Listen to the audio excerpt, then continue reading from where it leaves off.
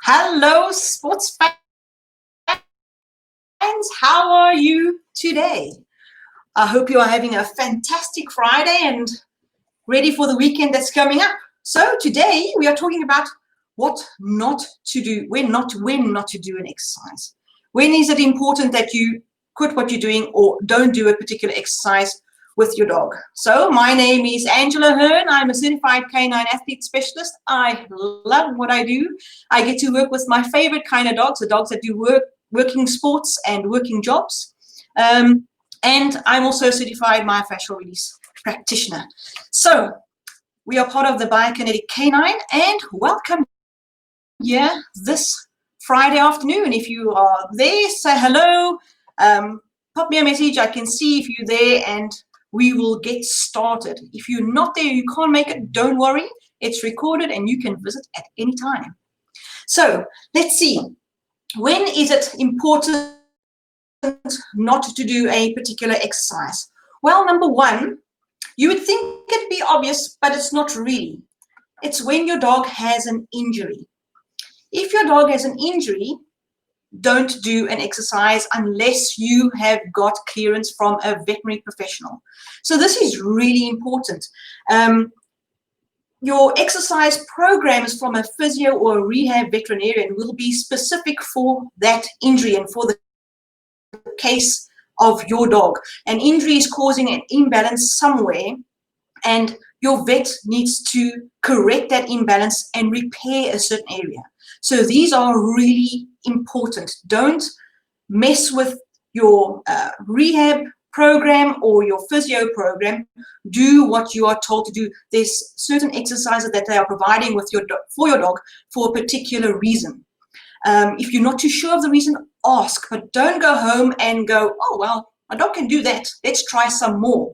Don't be all brave, because if there's certain tears and you are pulling the muscle in the wrong direction, inadvertently, you are doing more damage than good.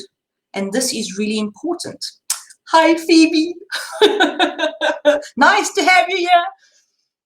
So the injury part, follow your veterinary professional's instruction. That is really important. Don't undo the hard work that they have gone through to prepare you with a program for that injury. The more difficult part of this injury case is when you don't know that your dog's got an injury. The injury is so small that you don't pick it up easily.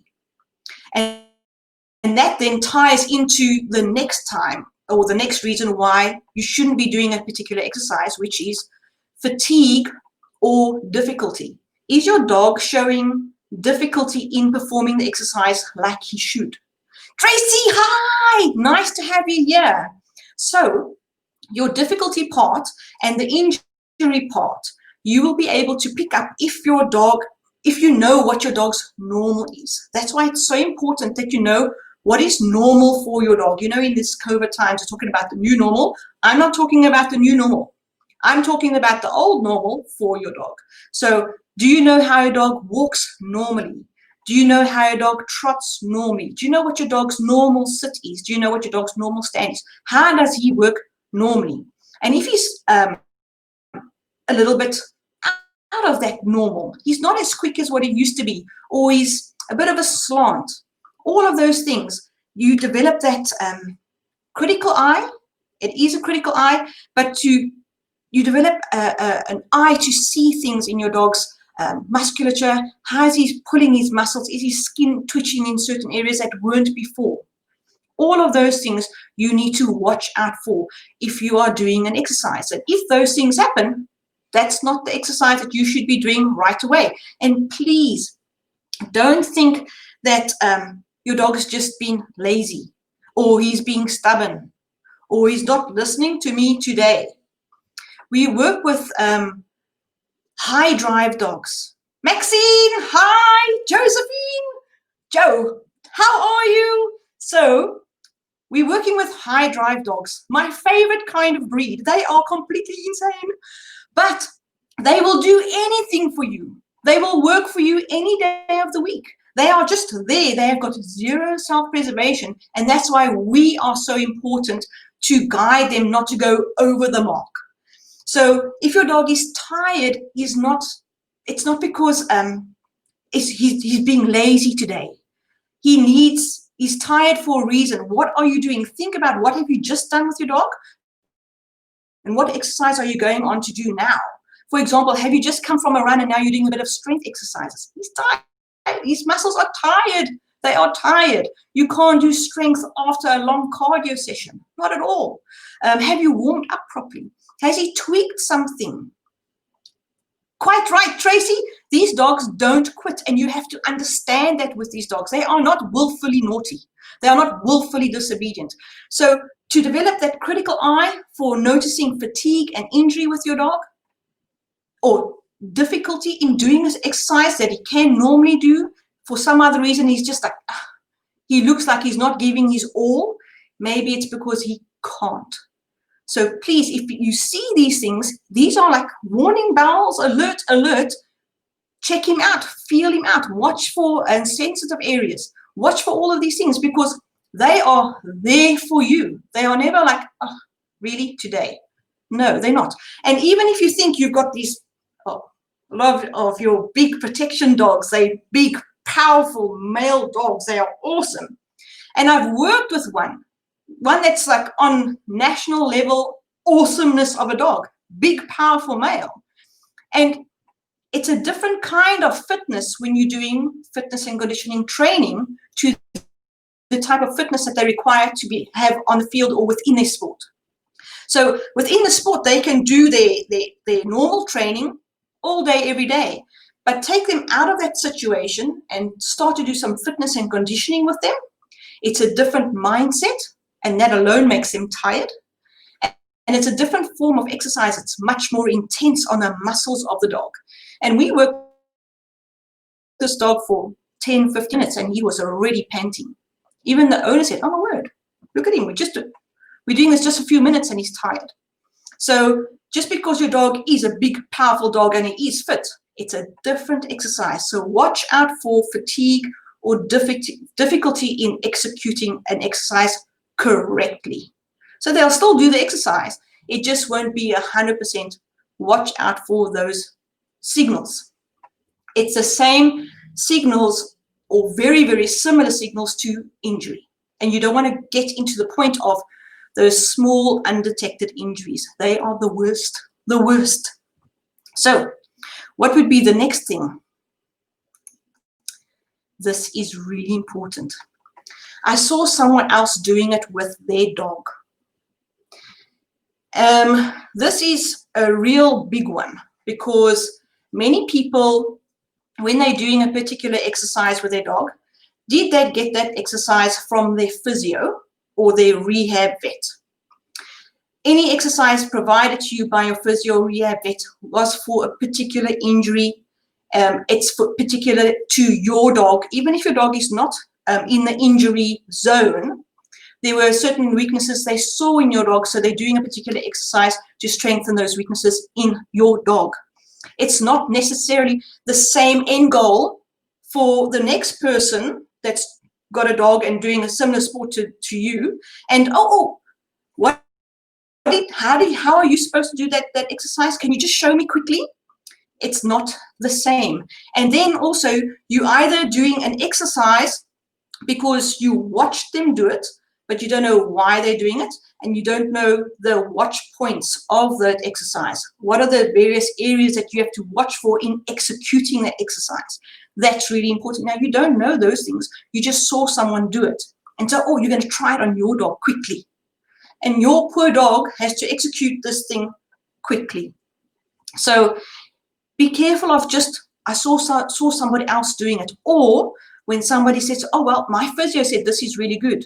It was really good for that person's dog. It may be good for your dog too, but you don't know the whys and the hows of the exercise. And that is just as, if not more important as the exercise, because the whys and the hows put the power into the exercise when you have to execute it. So I saw someone else doing it with their dog. It's really dangerous. You're going in there without essential knowledge, and no essential knowledge of your dog's strengths and weaknesses of their body for your sport. Really important. So please watch out for, I saw somebody else doing it with their dog. That's not a good reason to do an exercise. Then the exercise is the latest craze on the internet. Oh my word, you see these dogs on the internet and they can do, I don't know, they can do almost anything. And exercises get invented. I wonder if my dog can do this with one foot over here, and I wonder if my dog can do that with the other foot over there. And then they video it, and wow, this is the new exercise. Guys, fitness is not about flashy things of what my dog can do. Fitness is not a trick.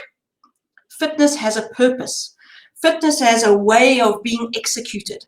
Fitness has got particular outcomes. Fitness is really sexy when it's done properly. It is awesome. Even just the plain old sit, when it's executed really well. Even me, I'm glued to my screen. When I see dogs performing a particular exercise really well, I'm like, oh, I'm holding for the dog. It's like, yes, just get your foot there. Oh, and it is awesome to watch. It is not a trick training exercise. You get trick training and you have to do specific exercises for that. But does that exercise support your dog? Is that exercise bringing more out of your dog for a particular goal? Is it making your dog better, or is it soothing your ego? Because look at what my dog can do. Or are you just following the latest trend that was videoed for that person's dog and that person's goals, but that's not your dog's goals at all? And maybe your dog's not even built for it. So those things are really important. You need to be able to discern, is this good for my dog? Just like you need your critical eye for your own sport dog, because like Tracy said, they won't quit. They will do anything for you. You need to also note, is this particular exercise good for my dog? Is it good for his build? Is it good for his body? Will he be better off being able to do this? Or is it something that I can just use to brag? But in order for you to get to the point where you can actually brag, your dog must be able to do it injury-free. Good luck with that one. So please look after your dogs. Just because you see some person that's doing something and their dog's been doing fitness for 5 years and it's like almost like a magical being, that dog is not the same build as your dog. Please, just because it's the latest craze, fitness is not about flash exercises. Fitness is about targeted effectiveness. You want to bring out power, strength, and ability in your dog. That's what fitness and conditioning is. You want to condition that body for the best outcome in your sport. And that's what brings us to our point 5. Is it supporting your sports goals? Are you doing the best for your dog for the sport that you are in? This is really important. What is a sport that you're doing? And when you are competing at your highest level, what is a dog doing, going to achieve it? So if you are competing at your highest level, if you look at agility, the difference between you and the winner, if you are the person coming first and the person coming second, is a nanosecond. That's all that it is. That dog just got around that course by a hair time fraction faster, or without effect, or he turned that corner just ever so slightly sharper and that shaved off his time, or he jumped that jump more effectively, his landing was better, he could get himself up from the landing just that little bit faster. That's all that you need to achieve. You just need to make your dog that little bit more sharper. Are you supporting your fitness goals? Or are you running your dog and then doing some exercise just because somebody's doing it or you saw it on the internet? Is whatever exercise that you are doing with your dog supporting your sports goal outcome? Because your dog will do whatever you want. So are you making your dog run as a marathon runner, or are you working your dog to be a 100-meter sprinter, or are you working your dog to be a hurdler 200 meters champion? Each person has a different body frame, body shape, body style, and different exercises to achieve their sports goals. So your marathon runner, your hurdler, and your sprinter are all in athletics, but they each do different exercises, and they don't cross-pollinate their exercises, not at all. So your marathon runner, he needs a lighter muscle, and your 100-meter sprinter needs a faster, heavier muscle because he needs more power, much more power to get to where he needs to be quickly. Your marathon runner, he needs endurance. It's a different structure. It's a different energy system within the body that you have to build. Is whatever exercise you are doing promoting that goal. And it's for this reason that you need somebody that understands your sport and your outcomes when you are putting an exercise program together. That's the most important. You can't, if you're doing a particular sport, you cannot have a generic general fitness program. If I go to the gym and I just do general fitness, it is completely different to the person that wants to tone, for the person that's doing weightlifting, for the person that's doing gymnastics, for the person that's doing whatever. It's never a general fitness program. It is a sport-specific program.